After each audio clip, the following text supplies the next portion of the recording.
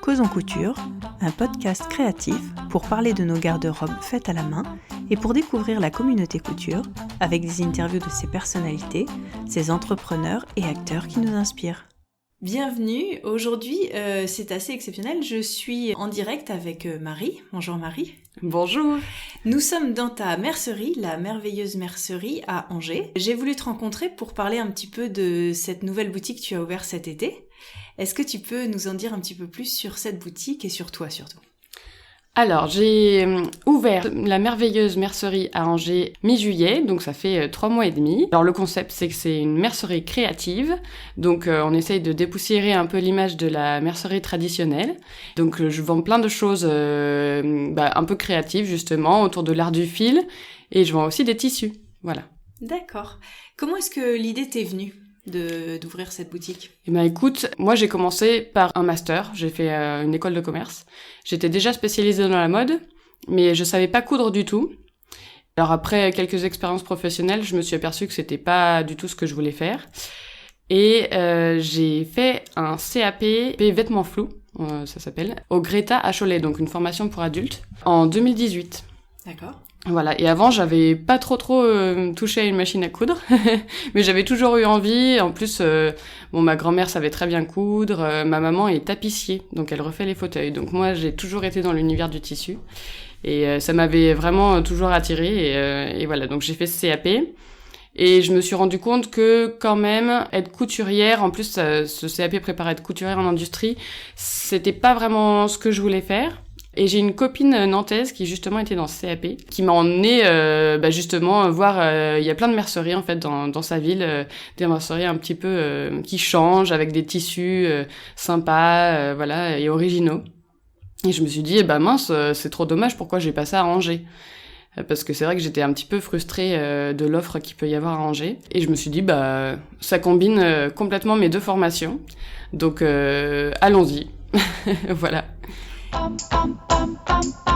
Combien de temps s'est passé entre le temps où tu as eu l'idée de faire ce projet et l'ouverture de la boutique cet été ?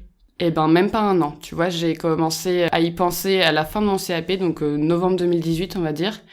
Et j'ai ouvert en juillet 2019. Et comment est-ce que tu as trouvé le local ? Ça s'est fait assez facilement ou... ça a été très compliqué.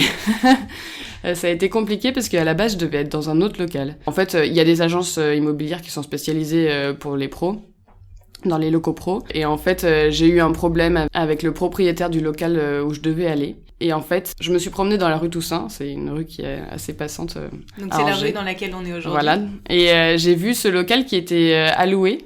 Et vraiment, j'ai eu beaucoup de chance de l'avoir parce que je sais qu'il y avait eu beaucoup de demandes. Et en fait, en 2 jours, j'avais signé, quoi. Donc c'était super. En fait, c'était là, pour le coup, je passais vraiment par un particulier. Donc j'avais pas d'agence immobilière... Donc c'est beaucoup plus rapide. Et comment est-ce que tu as monté le projet ? C'est-à-dire, comment ça s'est passé ? Qu'est-ce qui a été en premier ? Est-ce que ça a été... T'as sûrement fait un projet, un plan, et après, au niveau des fournisseurs, au niveau de l'agencement, au niveau... Comment ça s'est passé ? Alors, faut dire que j'ai reçu beaucoup d'aide de mon mari. Bon, j'ai fait une école de commerce, donc normalement je sais faire un business plan, hein. Mais alors ça m'ennuie complètement, je déteste les chiffres. Et du coup, on a fait ça tous les deux, le business plan. Ensuite, il faut aller devant la banque. Donc on a fait 3 banques. Sur 3, il y en a 2 qui nous ont soutenus. Donc c'était vraiment super et étonnant, je pensais pas. Et donc on a choisi une banque. Et ensuite, il faut trouver le local. Enfin, le local, normalement, ça se fait en parallèle de la banque, pour avoir quelque chose à présenter à la banque. Pour les fournisseurs, alors j'ai un peu fouiné sur Internet, sur Instagram, tout ce que je pouvais. Et encore, je fais ça encore maintenant, parce que voilà, j'essaye toujours de trouver des nouvelles choses. Je suis allée voir une mercière qui a ouvert à Clisson. D'accord. Ça s'appelle Mélo Cotton. Et c'était une amie de ma prof de couture du CAP. Et donc elle m'a pas mal renseignée, donc ça c'était super. J'ai rencontré aussi d'anciennes mercières à Angers qui avaient des merceries. Enfin voilà, c'était vraiment plein de rencontres comme ça, un peu au hasard, mais super sympa. Et surtout, j'ai fait des salons, voilà, pour trouver des fournisseurs. D'accord. Donc les salons professionnels, genre Première Vision à Paris, voilà. D'accord. Donc aujourd'hui dans ta boutique, on peut retrouver, on est juste à côté donc je regarde, on peut retrouver différentes sortes de tissus, on peut retrouver de la mercerie, donc des fermetures, des rubans, des passepoils, des patrons bien sûr, donc tu as plusieurs patrons pochettes de créatrices indépendantes patrons français. Ouais. Il y a aussi de quoi tricoter, de quoi faire du crochet, j'ai vu un kit de punch needle je crois, différentes choses comme ça. Toi, à côté de ce que tu vends dans la boutique, qu'est-ce qui t'intéresse, toi, en couture ou en art du fil ? Alors, moi, j'aime coudre, ça c'est sûr. J'aime les tissus, donc ça c'est vraiment... voilà, la technique que je préfère. Après, je suis en train d'apprendre le tricot, parce que je veux me mettre à... Enfin, là, j'ai un peu de laine qui est d'ailleurs plus... Enfin, je l'avais plus prise pour le punch needle que pour la laine. En fait, il faut savoir que à côté de ma mercerie, genre à 50 mètres, il y a une autre mercerie qui, elle, est beaucoup plus traditionnelle, qui est spécialisée dans la laine. D'accord. Voilà. Donc, pour l'instant, je m'étais dit que j'allais pas me lancer là-dedans, vu que je sais pas tricoter. Et en fait, moi, j'ai envie d'apprendre à tricoter, parce que j'adore apprendre des nouvelles choses. Et en plus, il y a des clientes qui me demandent, en fait. Donc, finalement, je pense que je vais m'y mettre. Voilà. Et le crochet, j'ai un petit peu appris aussi avec des tutos sur internet pour faire des amigurumi, mais je suis pas allée très très loin encore. Voilà. Depuis l'ouverture de la boutique, comment ça se passe, l'accueil qui t'est fait avec la pub sur internet? Voilà, ça se passe bien, les clientes sont contents, ou les clients d'ailleurs? Ah oui, il y a des clients aussi. Ah bah ça se passe super bien. Alors vraiment, je m'attendais pas à un tel retour. En fait, tout le monde a l'air d'être très content que j'ai ouvert une mercerie en centre-ville, parce qu'en fait, il y avait plus rien. Il y a plus que des magasins dans la périphérie de la ville. Donc il faut prendre sa voiture et tout ça. Et en fait, au début, je comptais faire une mercerie un peu plus, pas conceptuelle, mais un peu plus basée vraiment sur des choses très créatives et tout ça. Et en fait, je me rends compte que elles ont besoin, enfin, comme je suis la seule, voilà, c'est ça, comme je suis la seule dans le centre, il y a une demande classique de débannage, donc des aiguilles, du fil, juste une bobine de fil, enfin voilà. Donc voilà, j'essaye de finalement avoir quand même une base de mercerie traditionnelle. D'accord. On peut voir aussi sur Instagram et sur Facebook où tu fais de la publicité, où tu partages un petit peu ce qui se passe à la boutique. Tu organises des ateliers. C'est quelque chose que tu avais en tête dès le début, ou c'est venu sur le champ? Et puis comment ça se passe, les ateliers? Non, ça j'avais déjà en tête. Vraiment, parce que ça fait partie, je trouve, de la mercerie créative. C'est comme un groupe, une communauté autour des arts du fil. Et ça, j'avais vraiment très envie de partager ça. Et alors, c'est pas moi qui donne les cours, parce que je peux pas, je peux pas et faire et avoir des clientes et avoir des élèves, c'est un peu compliqué. Voilà, j'ai trouvé des partenaires angevines pour la couture, pour la broderie, le punch needle. Et en fait, j'organise donc des cours de couture pendant la semaine, donc 2 matinées et une soirée.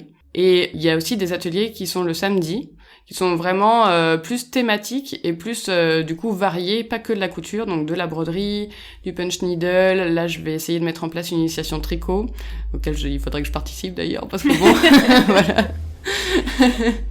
Mais voilà, donc les samedis, environ 2 fois par mois, il y a d'autres techniques proposées. D'accord, pour découvrir un petit peu tout ce qui est proposé. Oui, c'est plus pour les débutantes ou les intermédiaires si elles veulent.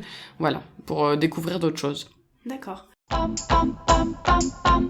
Et est-ce que tu vois que, par exemple, sur Instagram, où il y a beaucoup de choses sur l'art du fil, tu vois qu'il y a des gens qui partagent un petit peu ce qui est fait à la boutique, ou est-ce que toi tu partages des choses qui sont faites via ce qui se passe dans la boutique? Ouais, en fait, il y a les deux choses. Il y a parfois je vois sur mon compte Instagram que j'ai été taguée. Alors ça, c'est trop bien. Ça, je trouve ça trop beau. À chaque fois, les choses qui sont faites avec mes tissus, enfin les tissus que je vends, c'est pas les miens. Mais ça me fait vraiment très plaisir de voir ça. Quelque chose qui me fait aussi vraiment plaisir, c'est quand les clientes reviennent avec leur création. Quand je les vois en vrai, alors ça c'est super.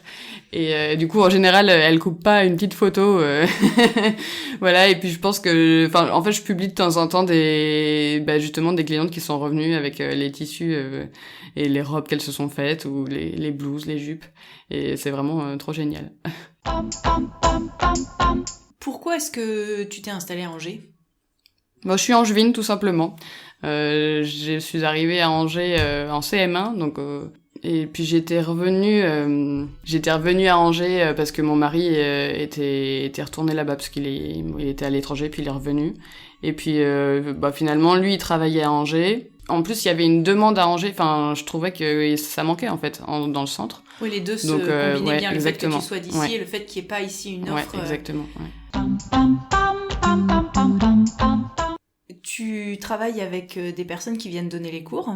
Est-ce que tu envisages des collaborations ? Est-ce que tu as pensé à peut-être inviter des gens qui produisent des tissus ou des patrons et proposer des temps conviviaux autour de créateurs ou des choses comme ça ? Est-ce que tu as des envies ou des idées comme ça un petit peu plus ou festives ou collaboratives ou c'est vrai que j'y ai pensé. Après, pour l'instant, j'ai pas encore d'idées hyper précises. C'est vrai que pour l'instant, j'essaye de faire démarrer un petit peu tout ça. Mais effectivement, c'est quelque chose à terme que j'aimerais beaucoup faire. Par exemple, je sais que pour la sortie d'un livre ou voilà qu'il y ait je sais pas, une séance de dédicace ou enfin ce genre de choses, voilà. J'aimerais bien, mais pour l'instant, c'est encore un peu tôt. Pour les fournitures que tu as dans ta boutique, tu as une petite boutique, donc elle n'est pas grande comme les grands magasins qu'on va trouver en périphérie de la ville. Comment est-ce que tu sélectionnes en fait les fournitures que tu vas proposer ? C'est-à-dire que, je présume que le fournisseur, il a une centaine de références ou plus, et toi, il faut que tu en prennes 10% par exemple. Comment est-ce que tu vas choisir ? À quel point tu fais intervenir toi ce qui te plaît, j'imagine, et puis ce que tu peux proposer, comment ça se passe ? Ah, c'est super compliqué. C'est horrible. Ah non, mais à chaque fois, il faut faire un choix, c'est terrible. En plus, je suis toute seule, alors faut que... Voilà, je choisis toute seule, c'est pas très drôle. Non, alors, j'ai 20 mètres carrés, donc clairement, ça va pas très loin. Au début, pour l'instant, je fais selon mon propre goût. Parce que j'ai rien sur lequel m'appuyer, je sais pas ce que les clientes aiment, voilà. Donc pour avoir le stock de départ, de toute façon, j'ai fait sur mon propre goût. Et puis sur des choses que je pense qui peuvent marcher, voilà, parce que je pense que ça peut plaire au plus grand nombre. Après, très nettement, il y a pas mal de choses où je me suis plantée, hein, faut pas... Voilà, c'est normal, je m'y attendais. Et puis, en fait, c'est compliqué de savoir, par exemple, pour la mercerie pure, qu'est-ce qui est basique et qu'est-ce qui ne l'est pas. Faut dire... en fait, j'ai pas mal rajouté de choses, en fonction des demandes des clientes. Je m'adapte, en fait, c'est normal. Et puis, elle pense à des choses que moi, j'ai pas forcément pensé, donc bon... Voilà, mais c'est vrai que faire une sélection qui plaira à tout le monde et en même temps il faut garder le concept de quelque chose d'un peu moderne, voilà, c'est assez compliqué, mais bon, c'est quand même sympa, moi j'aime, voilà. Et par exemple, quel est le tissu qui va avoir le plus marché ces derniers temps ? Est-ce que tu peux nous dire un petit peu, c'est plutôt un imprimé, plutôt un uni ? Ouais, alors en fait, je me suis rendu compte que ça servait pas à grand chose que j'ai des unis. Donc, je vais les finir et puis j'en rachèterai pas. Ce qu'on vient chercher chez moi, c'est des imprimés. Donc, voilà. Il y en a un qui marche vraiment très très bien. Il y en a plusieurs qui ont bien marché, mais un qui marche incroyablement bien, c'est un tissu de chez Rico Design, un coton, un peu, avec un fond un peu bleu, vert, et des carpes koi, donc un peu japonisant. Et alors ça, il part super vite, donc c'est sympa. Voilà, et puis par exemple l'atelier brunette, ça marche pas mal aussi. J'ai un peu de Liberty, ça plaît pas mal, voilà. Il y a des choses qui marchent super vite et d'autres un peu moins bien, mais du coup quand les choses qui sont parties très vite, du coup en fait ça laisse... on peut voir d'autres choses, c'est sympa. On se rend compte qu'il y a d'autres imprimés qui peuvent plaire aussi. Oui, ça tourne quand... Oui, ça tourne, ouais. D'accord. Toi, en couture, t'as commencé par quoi, en fait ? Aujourd'hui, qu'est-ce qui te plaît de coudre ? J'ai commencé par quoi en couture ? Alors très nettement, avant le CAP, j'avais touché 3 fois une machine à coudre, on peut pas dire que je cousais. Non, du coup, en fait, j'ai commencé par quoi ? Tout simplement par faire des lignes, au CAP. C'était très intéressant, ces lignes. Non, mais en vrai, au moins ça apprend à coudre droit, donc c'est déjà pas mal. Voilà, en fait, dans ma tête, j'avais plein d'idées, mais en fait, je sais pas, je crois que la machine à coudre, ça me faisait un peu peur. Je sais que je suis pas la seule. Voilà, c'est une chose on sait pas si ça va avancer vite ou pas. C'est un peu... Quand on n'a jamais cousu comme ça, Voilà, bon moi ça me faisait un peu peur, je suis un peu anxieuse de nature alors forcément. Et qu'est-ce qui me plaît de coudre ? En fait moi j'aime les vêtements, hein. Donc très nettement, voilà c'est le produit fini. Bon faut dire que je sais pas, je dois avoir un peu la poisse. À chaque étape il y a toujours un truc qui déconne, c'est horrible. Voilà donc c'est vrai que le processus de fabrication est un peu compliqué, mais à la fin je suis tellement contente que voilà. Tu portes ce que tu fais. Ah oui, ouais. Alors moi je suis hyper difficile, donc ce que je fais c'est le patron que j'ai choisi avec le tissu que j'ai choisi. Et je porte, ouais, parce que je l'ai imaginé et retourné dans ma tête pendant plusieurs heures, donc voilà. Est-ce que tu fais des toiles ? Non, je fais pas de toile, non. Alors ça déjà, j'ai pas appris à faire ça, parce que le CAP, c'est vraiment apprendre les techniques de couture. Là, le modélisme, c'est encore autre chose. Mais je pense que je vais m'y mettre de plus en plus, ouais. Voilà. Est-ce que toi, t'as un tissu préféré, ou c'est quoi ton coup de cœur de la saison, on va dire Mon coup de cœur de la saison. Alors, il y en a un qui me fait de l'œil pour une jupe. C'est difficile à expliquer. C'est une suédine imprimée Python, en fait. Dans les brins, avec un peu de doré. Et il faut absolument que je me fasse une jupe avec, il est trop beau. On mettra une photo dans les notes de l'article, comme ça on pourra partager. Oui, je l'ai vu en arrivant dans la boutique. Ah oui, il est trop beau. Et je vois que tu as une robe aussi en cours de création sur un mannequin dans la boutique. Tu couds quand en fait, toi ? Je couds en fait pendant l'ouverture de la boutique, enfin pendant que la boutique est ouverte. Donc parce qu'il y a vraiment des moments où j'ai beaucoup moins de clientes. En fait, il y a vraiment des horaires où tout le monde arrive en une demi-heure et puis 2 heures après, voilà, il y a personne. Mais du coup, en fait, je pense que les clientes, elles aiment bien me voir coudre parce que du coup, voilà. Enfin, peut-être ça me donne plus de légitimité ou je sais pas, mais en tout cas, voilà. Et puis elle me demande toujours, ah, c'est vous qui avez fait ça, c'est vous qui avez fait ça. Et puis c'est vrai que c'est pas mal parce qu'en fait, ça donne des idées. Il y avait un tissu qui marchait pas du tout, que j'ai utilisé pour faire une petite blouse enfant, un patron de chez Ikaté. Qui est sur qui est en vitrine. Et en un mois, j'avais plus de tissu et j'avais vendu le patron au moins 10 fois, quoi. Donc c'est vraiment pas mal. Donc moi je couds et en même temps ça me sert pour vendre en fait. Pour vendre, ouais, voilà. C'est bien. Est-ce que tu peux nous redire les horaires de la boutique ? Oui. Alors c'est du mardi au samedi de 10h30 à 13h30. Je fais une petite pause d'1 heure quand même. Voilà, donc je rouvre à 14h30 jusqu'à 19h. D'accord.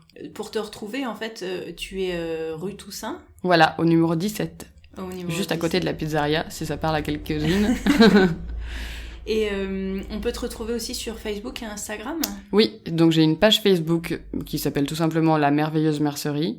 Et même chose sur Instagram, du coup tout attaché, La Merveilleuse Mercerie. D'accord. Voilà. Donc si on vient te rendre visite, ne pas hésiter à discuter couture avec toi. Voilà. Et puis à partager après les créations sur les réseaux sociaux. Ah ça me fait vraiment trop plaisir. Voilà, pour le plaisir de voir ce qu'on en fait, c'est le mieux. Bon écoute Marie, merci beaucoup de ton accueil ce matin.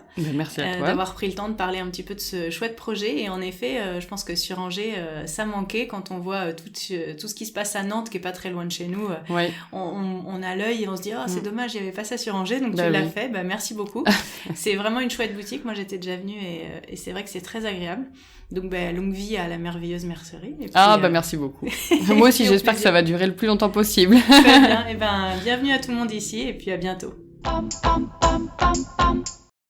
Je remercie Marie de nous avoir reçus dans sa belle boutique. Et à l'occasion de ce week-end de grand salon parisien, où tout le monde ne peut se rendre, je vous invite à prendre le temps de visiter, rencontrer vos boutiques créatives, merceries et autres magasins de tissus locaux et leurs professionnels passionnés et engagés. Vous pouvez retrouver toutes les notes et références citées lors de cet épisode sur l'article qui lui est dédié sur le blog ateliersherwood.fr. Retrouvez-moi aussi sur Instagram, Atelier Sherwood. C'était Causons Couture avec Mathilde et Marie. Merci beaucoup, à bientôt et bonne couture.